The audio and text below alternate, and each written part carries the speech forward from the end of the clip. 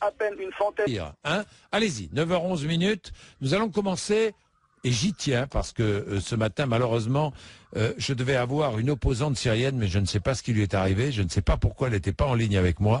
Elle devait être à 7h40 notre invitée. Elle s'appelle Lama Atassi. C'est une figure de l'opposition syrienne. On devait parler de ce qui se passe dans son pays. Eh bien, Stéphane est d'origine syrienne. Sa famille est là-bas. Et je suis très content qu'il témoigne. Il est à Paris. Stéphane, bonjour Stéphane. Oui, bonjour Jean-Jacques. Merci vraiment d'être. Oui, je vous entends très bien Stéphane. Oui, et je tenais absolument à ce que nous commencions avec la Syrie. Votre famille est là-bas. Oui, Hein, exactement. à Oui, quel endroit? À Damas? À Damas, Stéphane? Non, là, en fait, nous sommes originaires de Hama, justement, la ville Ah dont oui. vous parliez, justement. Alors, juste une petite parenthèse concernant Hama. Il y avait, paraît-il, 500 000 personnes vendredi dans les rues d'Hama. Hama, c'est une grande ville, Stéphane? Non, justement, c'est ce que je trouve assez aberrant, puisque la ville représente en tout, avec ses banlieues, 500 000 personnes. Donc comment peuvent sortir 500 000 personnes dans les rues? Venus de partout, Stéphane. Venues de partout, c'est-à-dire, je vous dis que Hama et sa banlieue représentent 500 000 personnes. Oui. C'est une petite ville, à peu près la 5e ville de Syrie. Il y a eu en effet des manifestants qui sont sortis le vendredi et qui représentent à peu près 10 à 20 000 personnes. Pour vous, il n'y a eu que 10 à 20 000 manifestants. Exactement, 10 à 20 000 personnes qui se sont agglomérées au niveau de la place qu'on appelle Saht el-Arafri, ça veut dire la place du fleuve Oronte, Oui. et qui s'agglomèrent ici tous les vendredis en sortant de la mosquée.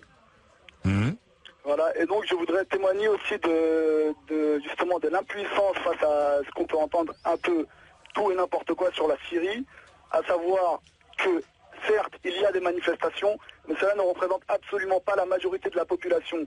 Pourquoi montrer à tout prix des vidéos prises sur un portable représentant à peine une centaine ou voire 500 personnes en occultant à côté des millions de personnes en soutien à la Syrie, notamment en France et partout dans le monde. En soutien au président Bachar al-Assad. Au président et à la Syrie, en particulier à la Syrie. Non, mais pas attendez. Par le président. Ce n'est pas que pour le président. Cessez de faire des amalgames.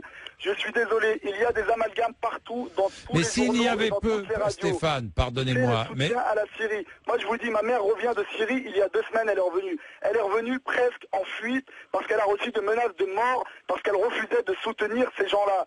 Je suis désolé. En Syrie, aujourd'hui, il y a des bandes armées qui viennent terroriser la population. Ils les terrorisent. On a menacé de brûler notre maison sous prétexte qu'on ne participait pas assez activement aux manifestations. Alors je suis désolé, je veux rétablir la vérité. Il y a eu des morts, certes il y a eu des bavures policières. Ça c'est un fait indéniable. Mais n'oubliez pas de dire qu'il y a aussi des gens qui ont attaqué des policiers, notamment dans ma ville de Hama où j'étais très choqué de voir un policier pendu et mutilé après sa mort. La vidéo est disponible sur YouTube et les gens ne s'en cachent pas. Il y a des gens qui meurent tous les jours de ces bandes armées qui veulent à tout prix foutre le chaos en Syrie. Je suis désolé, cela ne représente pas du tout la majorité de la population et la majorité de la population est contre ce chaos. Mais Stéphane,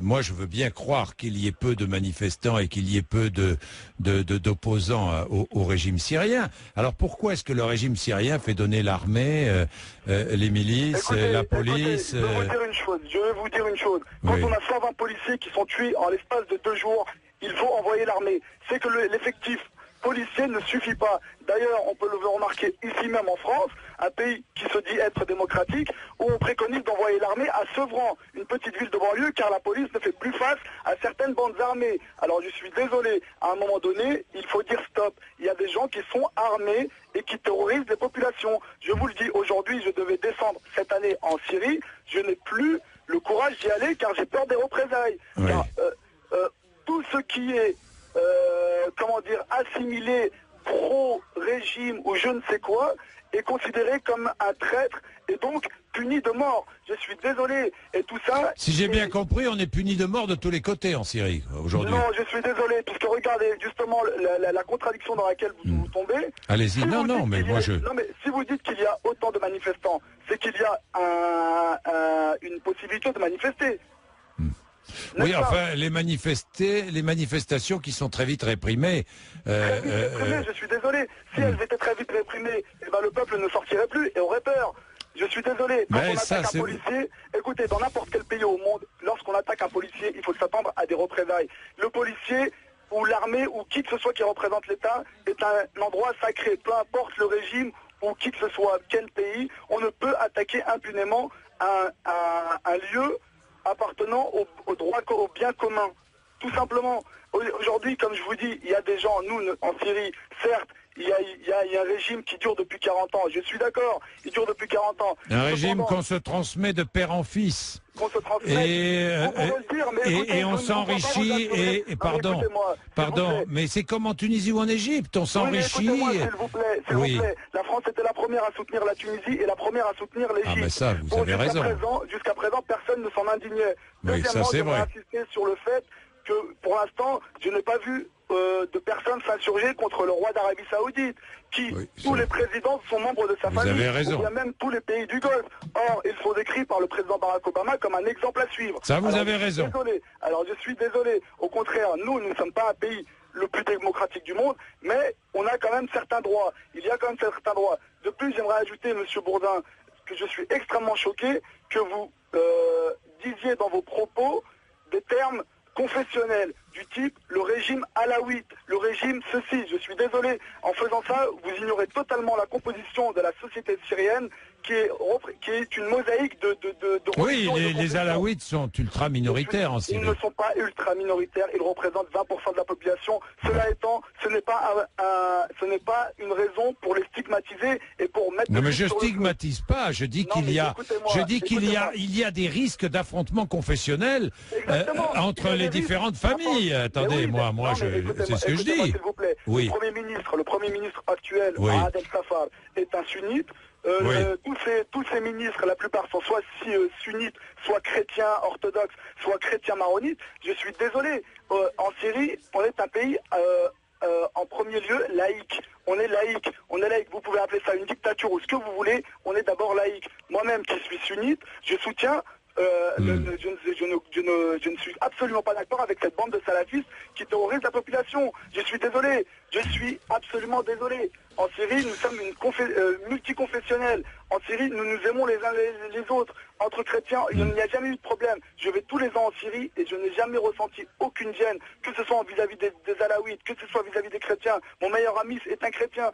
Ce n'est absolument pas un problème.